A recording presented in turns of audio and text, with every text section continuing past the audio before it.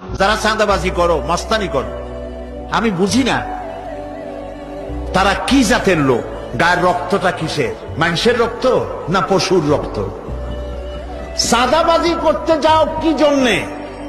একটা মানুষ বহু টাকা বহু কষ্ট করে জমি জমা বিক্রি করে ব্যবসা করতেছে, সেখানে যাইয়া আমাদেরকে 2 লক্ষ টাকা দিতে হবে, 5 লাখ টাকা দিতে হবে। কি হয়েছে? চাঁদাবাজ এবং মাস্তান যারা চাঁদাবাজি করতে যাও, মানুষের কাছে খয়রাত চাও, ও ভিক্ষা করে খাওয়া অনেক ভালো।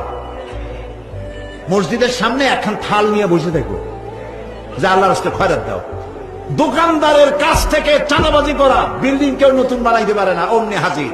গলায় সোনার চেন, হাতে কতগুলো আংটি, তারপরে হাতে মোবাইল, গলায় সোনার চেন। শহরের মহা উল্লুক জানোয়ার বলতেছে এখানে ইট ফেলাইতে পারবে না, রড দিতে পারবে না আমাদেরকে সান্দানা দিয়া।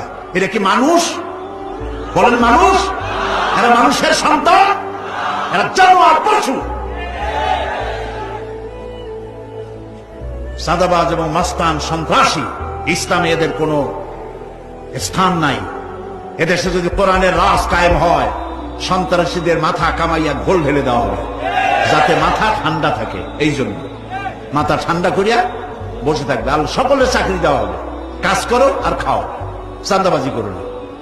শ্বশুরের কাছে চাঁদাবাজি করে, বউর কাছেও চাঁদাবাজি করে।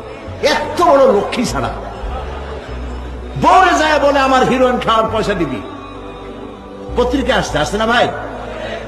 কত বড় শয়তান, বউর কাছে চাঁদা চায়।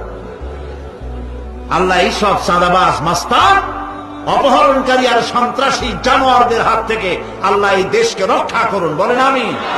চিল্লায় বলেন আমিন।